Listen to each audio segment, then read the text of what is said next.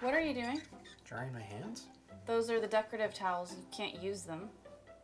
Why? Because they're decorative. Then why are they out? Because they're decorative. That's literally the stupidest thing I've ever heard. That is disgusting. Can you please go do it in the bathroom? Why? I don't want to miss a dessert round. No, you do this all the time, and I'm constantly finding I don't know where that went. How wonderful life is. Now you're in my world, my world. It's my world. No, it is the world. Close all the way. Close all the way. Close all the way. Isn't that nice? Don't give him that. His stomach can't handle it. He'll get sick. Oh, he's a cat. He's fine. Told you. Shut up. Did you take a Lactaid? No. I'll be fine. Told ya. Shut up. You know where I saw this earlier? The bathtub. Oh, yeah, I needed to scrub it. Yeah, but I just found it in the sink. I needed to do dishes after. What? It touched soap. If it touched soap, that means it's clean. You can't just make up your own rules to suit you as we play the game. Well, stop taking the fun out of it then. I'm not taking the fun out of it. What takes the fun out of it is when you cheat. What's up? What's up? You left the toilet seat up. Oh, it's not that big of a deal. Just put it down. Don't pull my underwear. Stop pulling my underwear. Ah!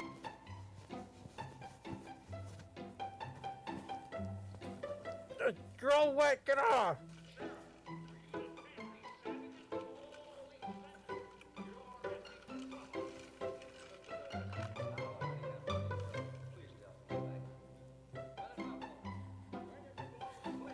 We're not made of money, you know. Because lights are money. Remember that time you threw up?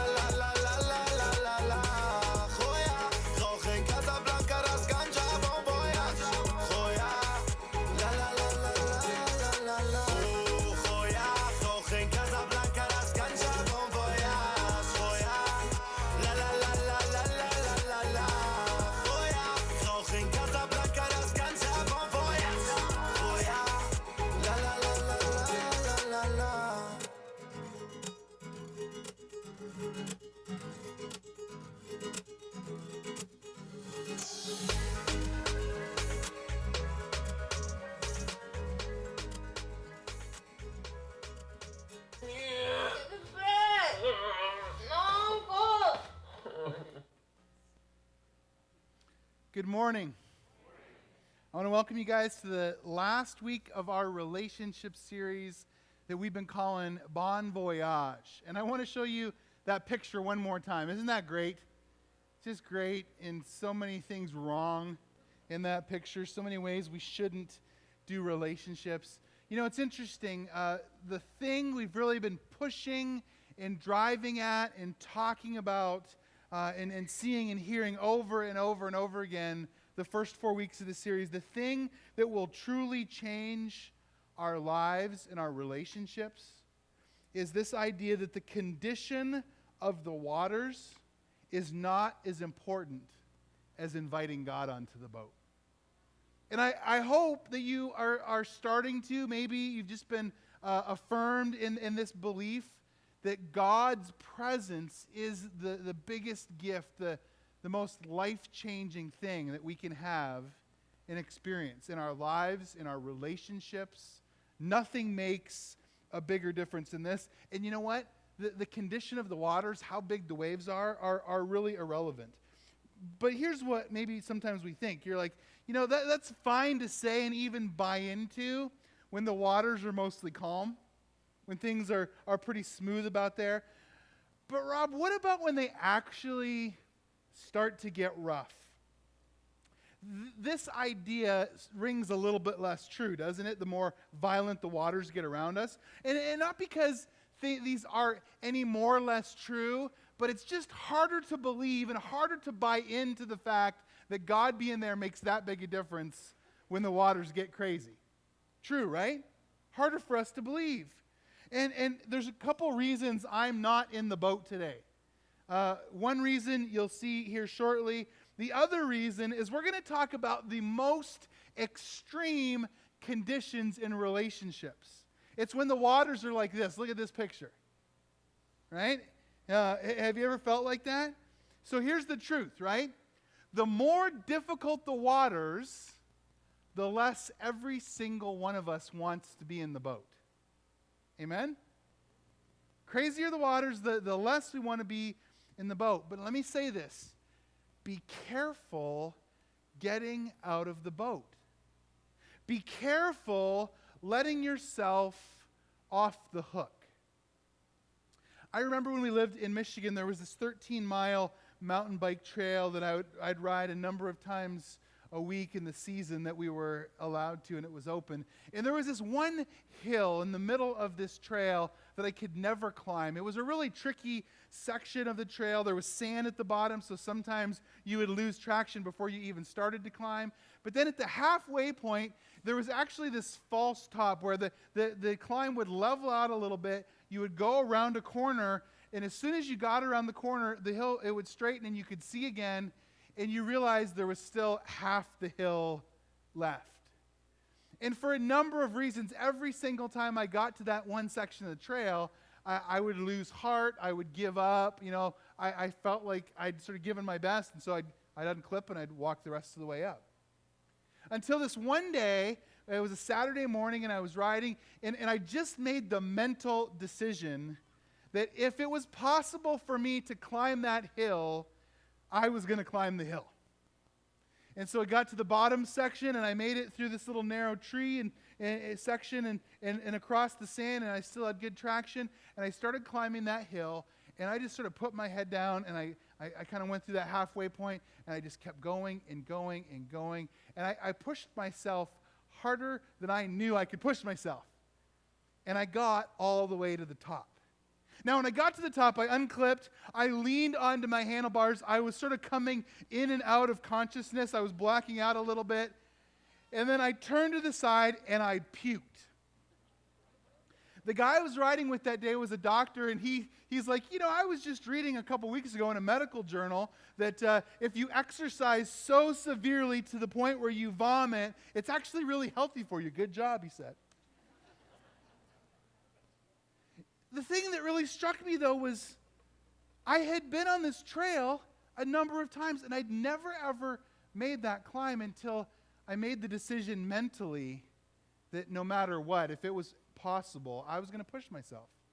And I think maybe the number one reason that relationships don't make it is because we let ourselves off the hook.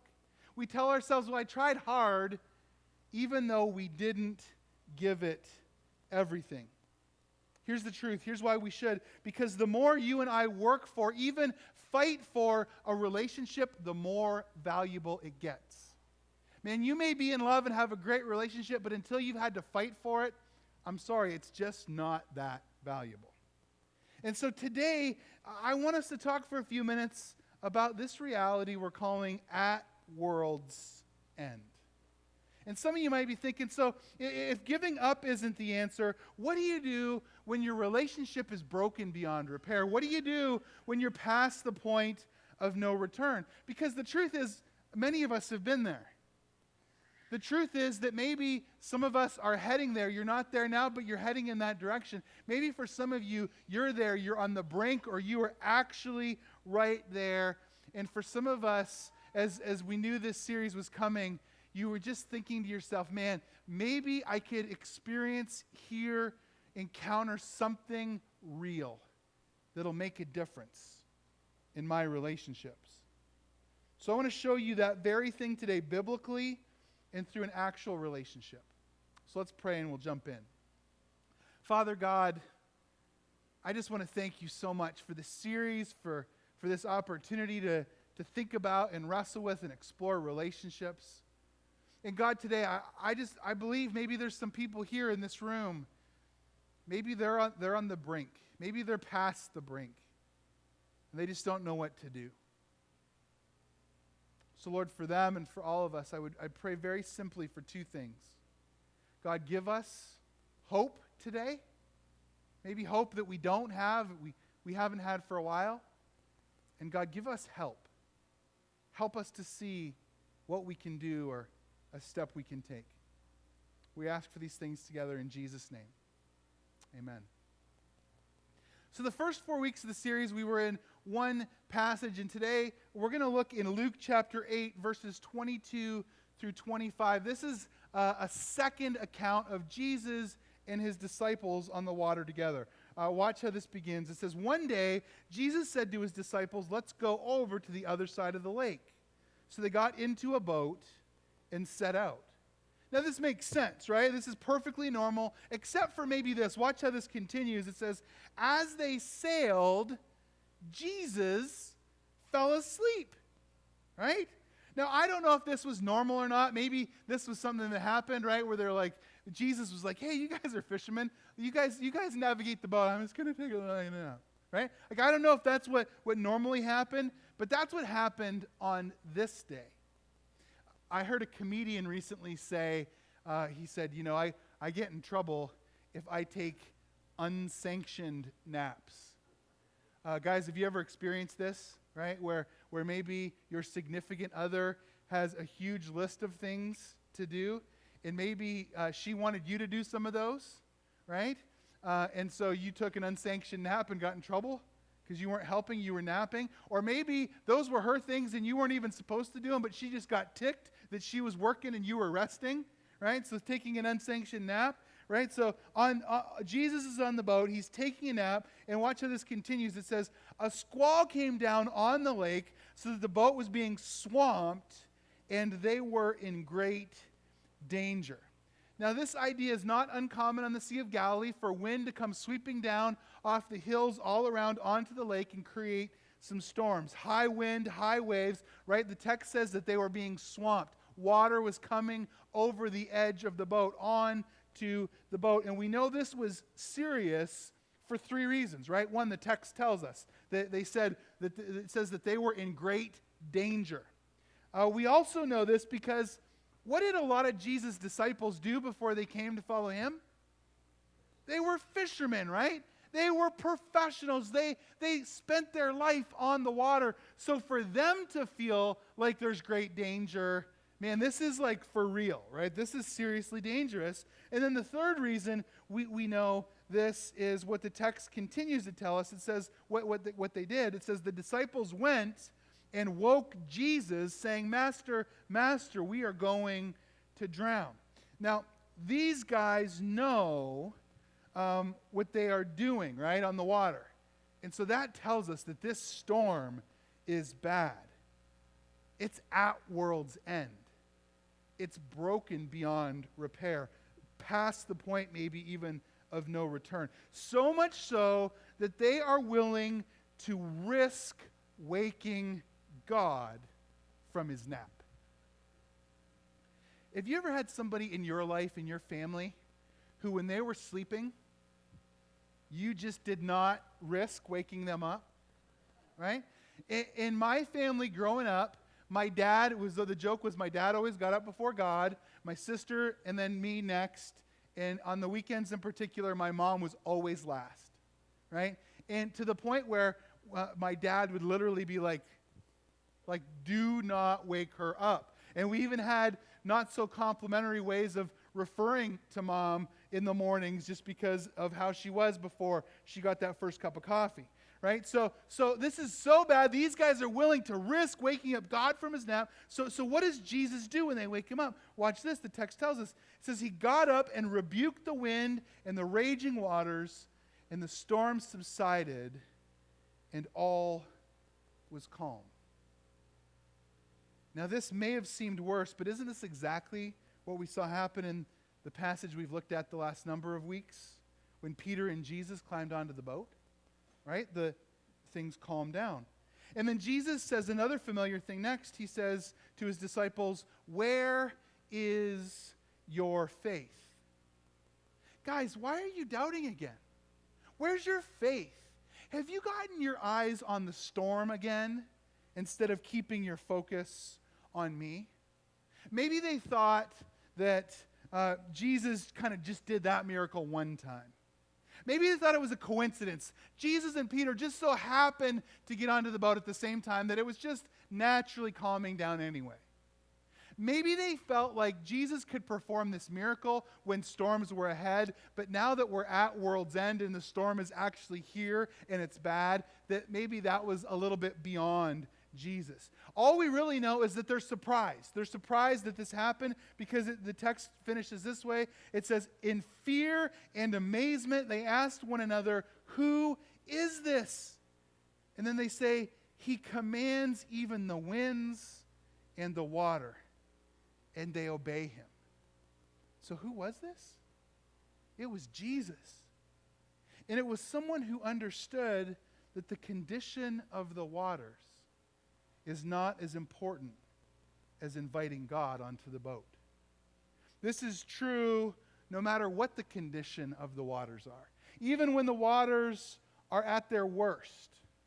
So a thought about all this. They had everything they needed on the boat the entire time. You notice that? Right? Just like Jesus and Peter, right? Peter had Jesus with him. When he lost focus, Jesus was right there the entire time. And the disciples had the answer, Jesus, with them the entire time. Do not miss this. What seemed like danger to the point of death to the professionals was so easy for Jesus, he was taking a nap. They didn't wake him up, and Jesus didn't go, whew, it was really good you came and got me when you did, or we would have all been goners. Right? No. Jesus wakes up and he's like, why do you guys doubt? Why do you lack faith? October 31st, in just a couple days, this week, marks the 500th anniversary of the Protestant Reformation, of when it started on October 31st, 1517. Things had gotten so bad in the church that there was so much corruption in the church that things couldn't continue. There were a number of things. One of the major ones was this thing called indulgences, where the church had figured out this creative fundraising scheme to say, you know what, if you give enough money, you can buy a ticket that'll get you into heaven. There was an unintended consequence of this, though. The rich people could buy a ticket and felt like they were good, but the poor people couldn't afford to buy a ticket to heaven. So because of all of these things, it was 500 years ago this week that Martin Luther complained to the archbishop, and he nailed the 95 Theses on the door of the church at Wittenberg. Things seemed hopeless for the church. They seemed too broken, past the brink, at world's end. Hear this, though. Hope was not lost, but something needed to change. 500 years ago this week, change started that brought a new hope. And the same kind of hope that can change, that can bring hope, can start in your relationships this week too, even today. And to illustrate this, I want you to meet the couple whose wedding was the first one I performed after coming to New Hope about 6.5 years ago. And so would you welcome Travis and Renee back to the stage?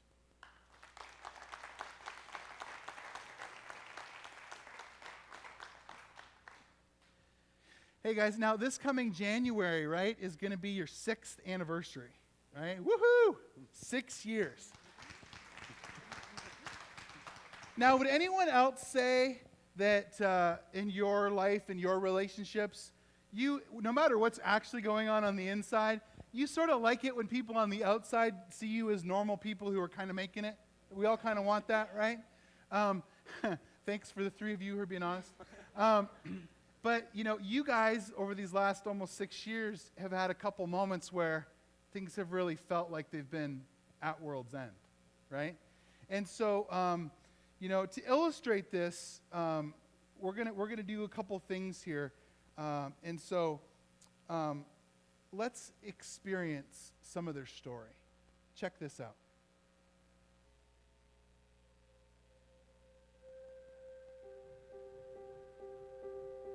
We never really fixed anything.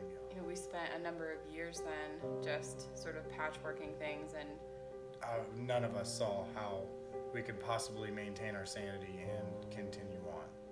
And I met somebody else who listened. We were both pretty much at a point that we had tried. We just couldn't exist in the state that we were in anymore, and so we thought that that was our only option, was to separate.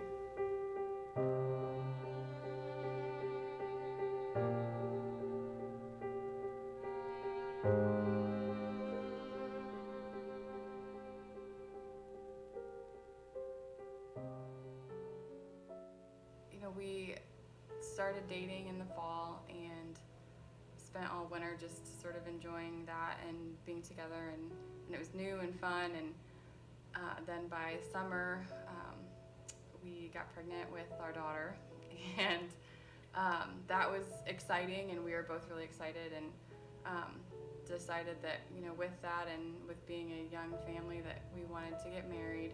And my family was pretty adamant that we would have a wedding, and so we got married the following winter then, and at that point we'd been together for just a little over a year, and so it was still very new. But it did happen really rapidly then, and we got married, and then in just a couple months, Reagan was born, and we're doing the best that we could with it, and we had a good relationship. We hadn't been together long enough to navigate any real conflict, and so when we started experiencing some conflict, it was very difficult to interpret that, and it was hard for us to separate our lives prior to getting married and becoming pregnant so rapidly. It was hard to separate those roles firmly, and so for me, when I got pregnant, it was a very instant thing that change was occurring, and it was harder for Trav to see or to really identify with that. So it started to feel like maybe we weren't on the same page, and that he maybe had a different agenda or priority that I didn't understand. It went from being very fun and very, we were going out with our friends and enjoying our relationship, to I'm pregnant and this is all changing instantly, and that created just some conflict in that regard, and started to make me really afraid that things weren't what I thought they were initially.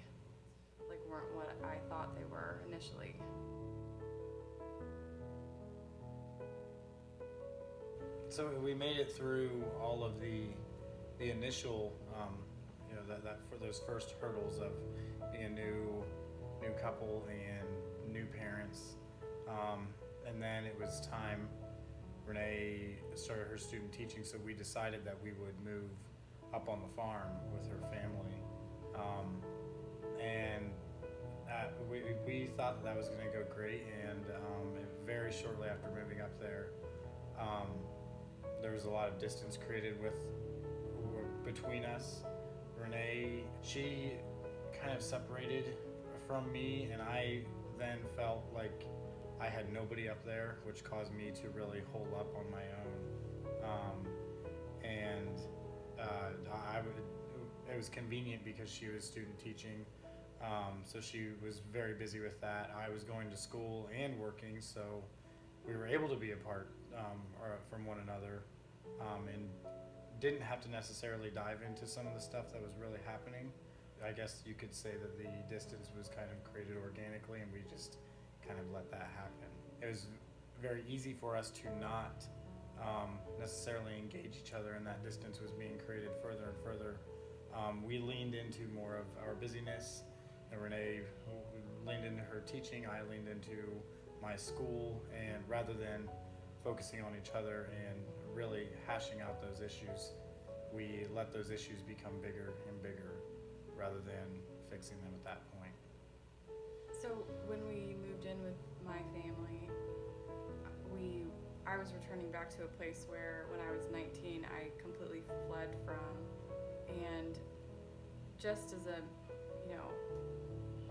for 2 decades, there were just a number of different situations that led to really bad relationships and a lot of just brokenness in and of itself there. And returning back to somewhere where so much just badness had occurred, it caused me to immediately regress back to a place of isolation where I was just on the daily surviving there.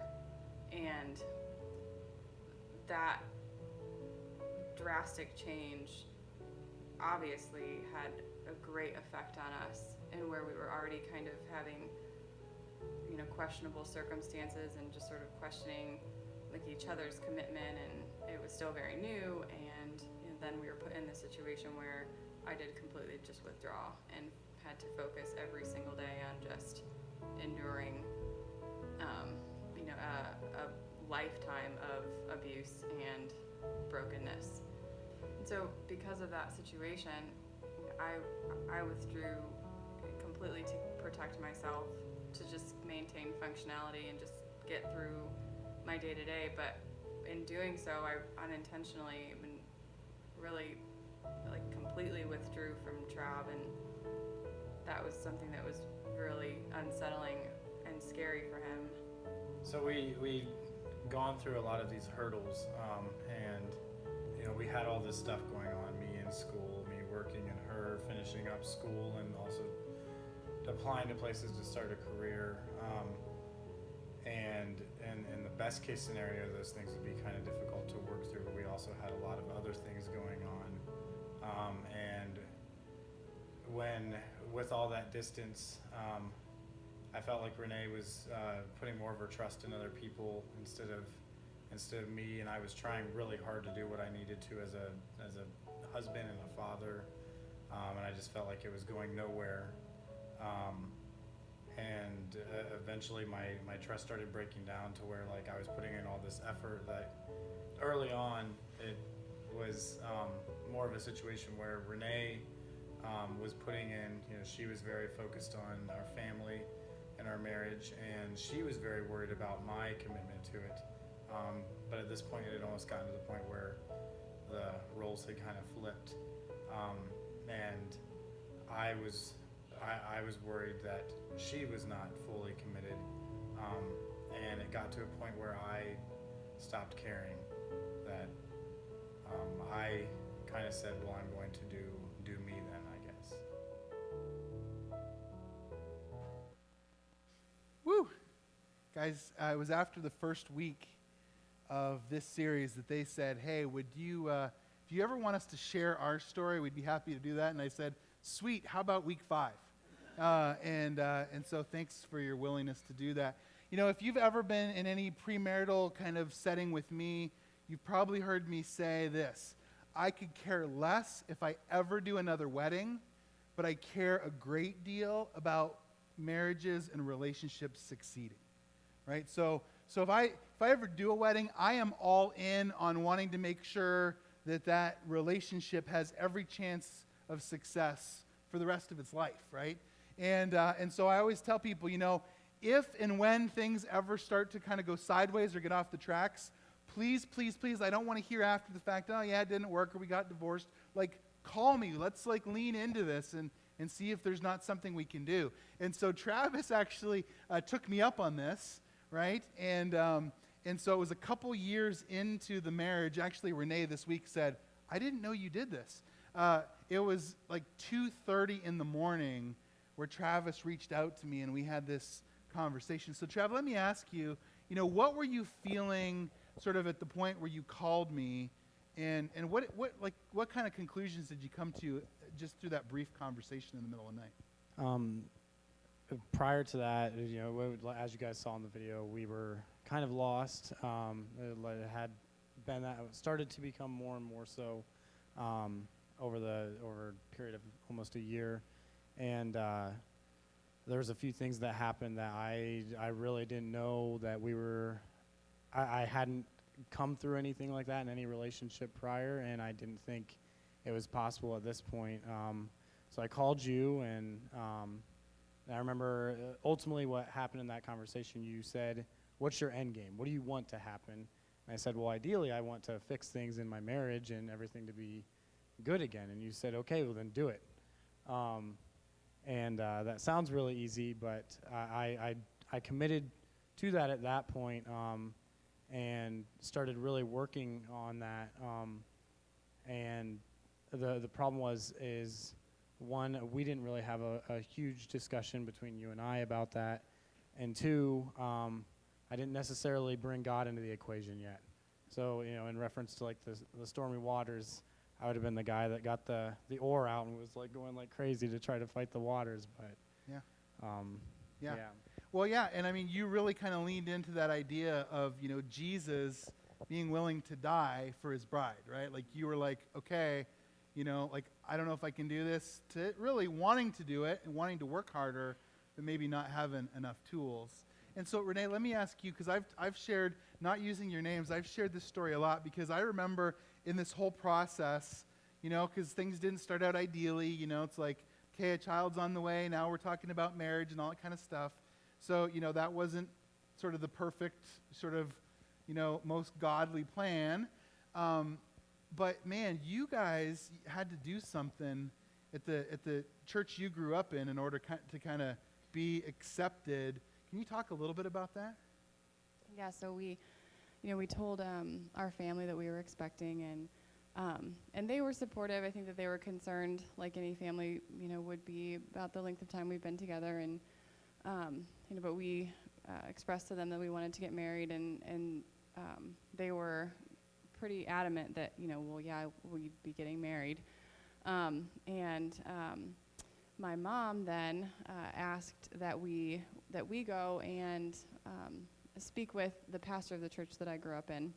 And we grew up very involved in that church, and like doctrination-wise, just a very strict, doctrine and like theology in that regard. So she wanted us to go essentially and to just be upfront with, the pastor that I grew up with and tell him what was going on so that he could then like relay the information to the people that, to the rest of the church.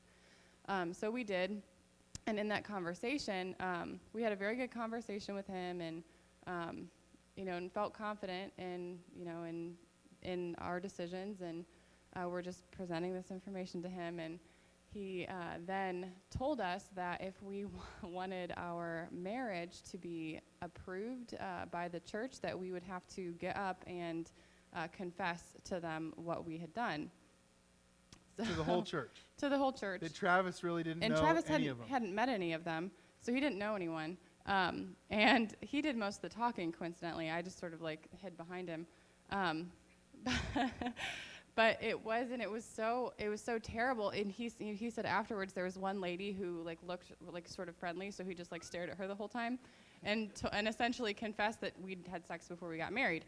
And it was terrible, and it just this horrible. And so we're telling Rob, but for me it was just sort of normal, because I remember being 11 to 12, early adolescence, and watching another couple do the exact same thing, and thinking at that point in my life, like, oh my gosh, how horrible, like that's how terrible, like, oh, and then there we were.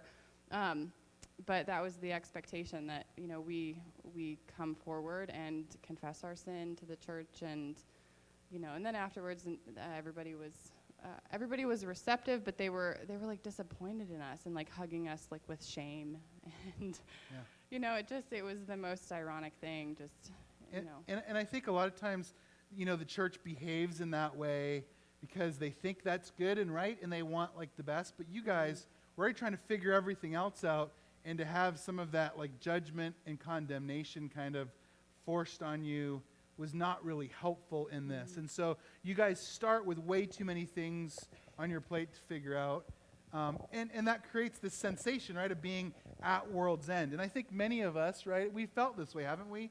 At the beginning of relationships, maybe when there's these sort of critical moments in a relationship, or some kind of transition, it's normal for us to feel overwhelmed and at world's end.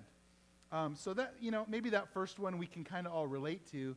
But then a couple years later, it's July of 2015. I remember the day well because it was a Sunday afternoon. I had just arrived at Riverside Park because some of you will remember this. We were doing a volunteer appreciation cookout for those of you who serve, and Pastor Jeremy and I were making hot dogs. So I showed up early to cook these amazing, gigantic, all-beef hot dogs, right?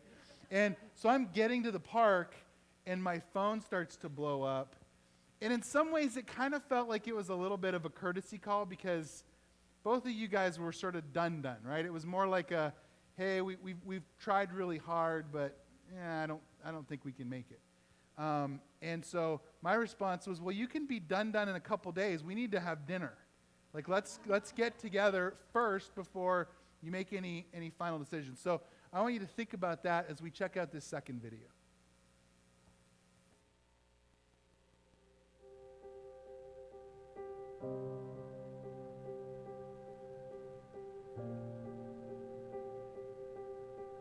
So when I called Rob, thinking back on it now from the previous time, we had talked how I was going to kind of recommit, try things again, but Renee and I had never really had a conversation. We never really fixed anything.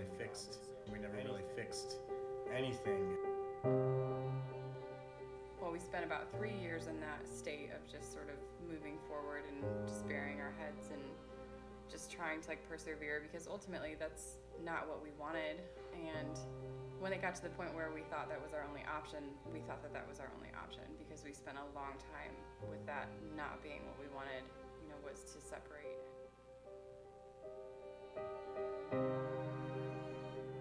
Once we'd gotten to a point where I didn't feel like communication was possible, and I had withdrawn and he had withdrawn, and I had met somebody else who listened, and I spent a long time communicating my frustration and my fear and my fear about our marriage, and just how the problems I should have been going to Trav with, and opening up and my feelings about the things we were going through. I was going somewhere else and getting the emotional support that I felt I needed somewhere else, and not from him like it should have been.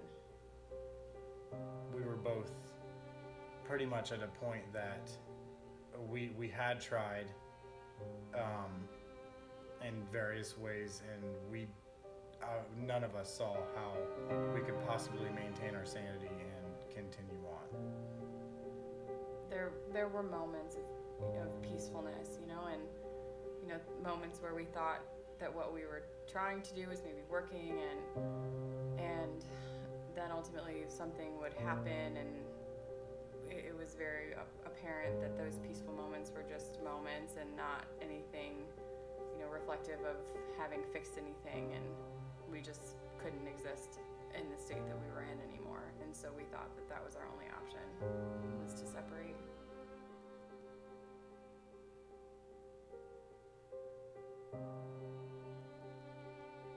Four years into our marriage, when I called Rob, that was it for both of us. We'd said that we were done, and the new conversation was divorce.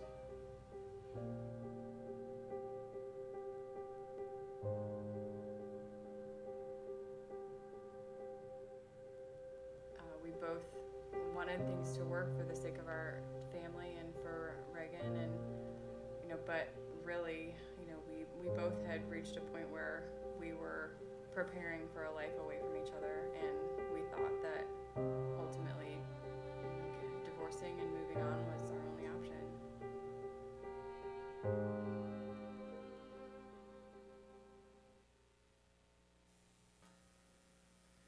So Renee, it totally makes sense, right? When Travis calls me and I'm like, let's get together, and he reaches out to you. I mean, hearing what we just heard you share before we saw that movie about, what you had to do when you'd messed up before, the idea that you would be fearful and backed into a corner and all that kind of stuff just makes sense. Talk a little bit about what you were feeling and what took place as we connected that next day. Yeah, and so that we had a day, kind of our D-Day where, Trev called Rob, and it was, a courtesy call, like, we're done, and Rob was like, okay, well, be done later this week, for now, just, push through, and can we have dinner? And so Trev called and relayed all that to me, and will you come have dinner with us? And I said no. I'd made a decision, and we'd made a decision, and we'd spent, we'd spent years, but then that day it was so dramatic and difficult, and he'd packed a bunch of stuff and left, and so I just, I just said no, I don't want to go be backed into this corner of blame and being told that I had to, like, persevere, that, that you can get through it and it can get better, and we'd been there, and I just didn't want to go through that again. And so initially I said no, that I wasn't gonna come, and that he could go, and I hope that it helped him feel better, but that I wasn't gonna go, and he was like, Renee, like, better than that with Rob and Bethany, like, better. They love you, and they want to make sure that you're okay too. And that was enough that, I decided that I would come. But in that decision then even, it was sort of a vindictive sort of motivation, because we'd been through years of counseling and multiple sessions of, counseling sessions where, like, I don't know if I said maybe more than, like, 5 words. And Trav, spent the time, telling where he was coming from and explaining that, and we would leave, and he'd be, like, feeling so much better, and it just wasn't working for me. And so, I decided, okay, well, I know that they've heard, like, he's called Rob, and talked to him, and I've never done that, so I'll go, and I'll make sure that they know where I'm coming from, and, and give my, like, side to this. Yeah. So then you come, you do give your side, right? After dinner, we're having a conversation. But what did you get maybe that you didn't expect? So it was a year to the date that our second daughter was born in March, that Rob had preached a series on miracles, and challenged us that if something in your life, this insurmountable issue that you've been facing, and it just was too real, and just spoke directly to me. And so I went home and knew that what we were doing wasn't working, that it just was this insurmountable issue. And so I prayed, and said, okay, fine, like, please do this, because we're not doing it ourselves, And so that it was just a couple months later in July when we were there with Rob, and we were done, and it was broken and not fixable. And so we had dinner and some conversation, and went outside to sort of start this conversation, and I immediately started right in. Like, we sat down and the stage was sort of set for it, and so I started right in with where I was coming from, and saying things that maybe I hadn't voiced before, and that we certainly hadn't voiced together. And as I'm talking, I just happened to glance over to where Trav was sitting, and he looked completely just like grief-stricken. He looked like he was going to throw up, and just sat, I could just see that it was absorbing in a way that it hadn't absorbed before, and it was that instantaneous, and just in that moment that he answered my prayer, and that he performed a miracle for us, because we were instantly changed. It was instantly different, and we were, from that point forward, focusing on fighting forward together rather than continuing to fight against each other in a really broken and dysfunctional way. We thought that what we were doing was the best that we could do, and it probably was. But the point was that it wouldn't have mattered what we tried to do without having God at the center of what we were doing. It wasn't working, and until we allowed Him to come in and fix things, and it was that instantaneous. It was in that moment that He appeared and changed us, and we left that night in very vulnerable and very hesitant, in a very hesitant state, just because it was so instant and so new that we we knew that we were working forward and moving forward together, but it started, from that point forward. Yeah. So you expected judgment. You got love. You got people who were saying, hey, if you guys want to work, we're here. And if not, Jesus or no one else can help if you don't. But man, if you make the decision to, then, and I think I love wearing jerseys when we're doing relationship stuff, because so many times, it's like Team Renee and Team Travis, and you guys are both trying to win versus both wearing Team Beck jerseys, you know what I mean? And that's like so powerful. So Travis, when you think back on this, like the words in the video that like hit me still to this day is when Renee says, I was all alone and I found someone else who would listen to me. Like that's like more than just we're busy and we're trying to figure things out and it's hard. So what are some simple things people can grasp that really did help? Because this was like you guys really did encounter Jesus in this process in a way deeper way. What were some steps and tools that helped with that for you guys? Well, I know just initially, like in that conversation, it was, it was very easy prior to that to point at what she was doing wrong. But then I was fully aware of what I was doing wrong as well. And what she said, that like just God being there that night and the shift from us facing each other, facing off against each other towards working together to face the issues that we were trying to overcome.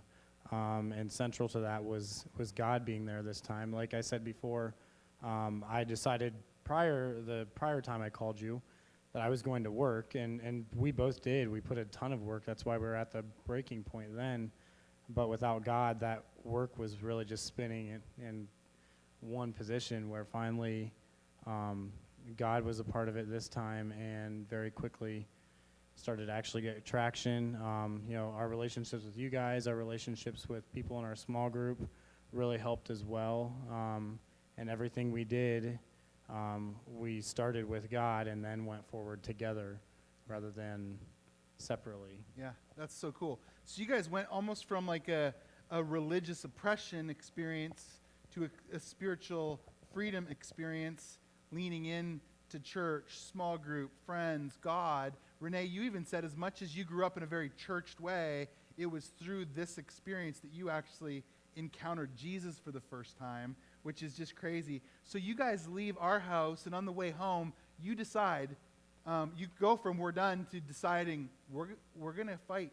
We're going to do this, right? And inviting God into that.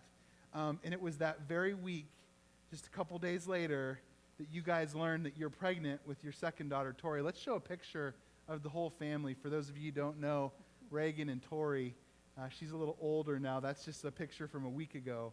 And as cool as that is, right, for God to restore a family, I want to show you guys one final video of what God has been doing since this time where you guys had this powerful relationship-changing encounter with God when you were at World's End. So check out this video.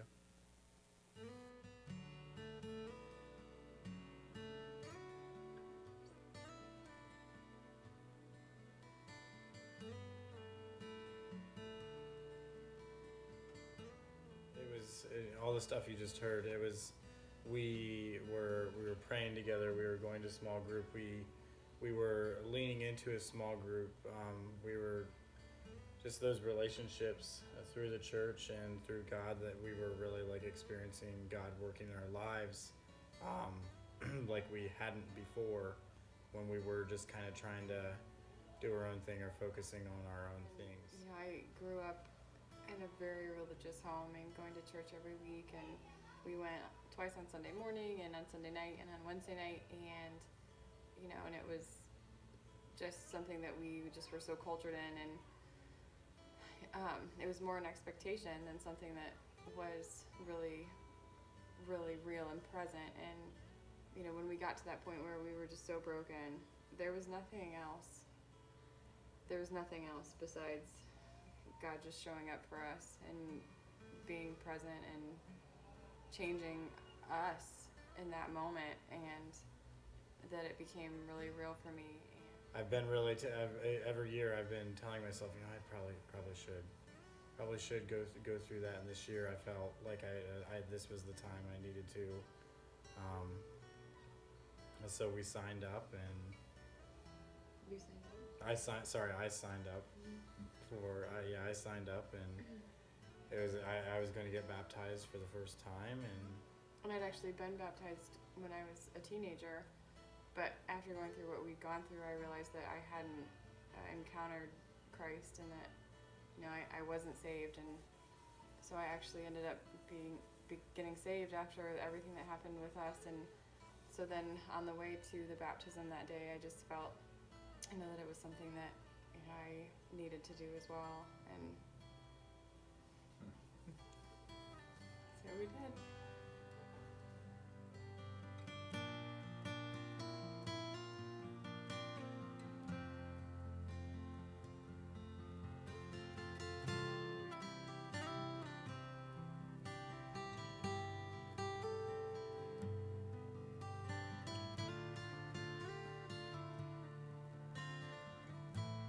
Baptize you in the name of the Father, the Son, and the Holy Spirit.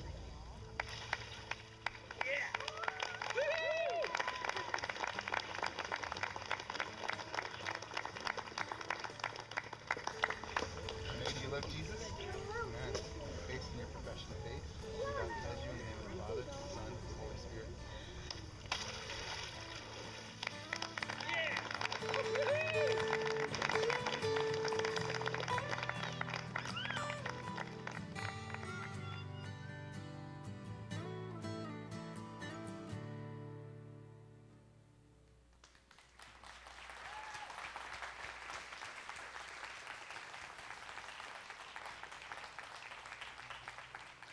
You know, it's cool enough when you're at the baptism watching that, right? But how much more powerful knowing the backstory. Knowing that they were at World's End on more than one occasion, and God was there and God was real in ways that changed things, that really changed your story. I think it's cool to thank you guys for sharing that, but man, a way bigger thanks is for us to allow God to do similar things in our lives, in our relationships. Think about that as you listen to this closing song. Thanks, guys.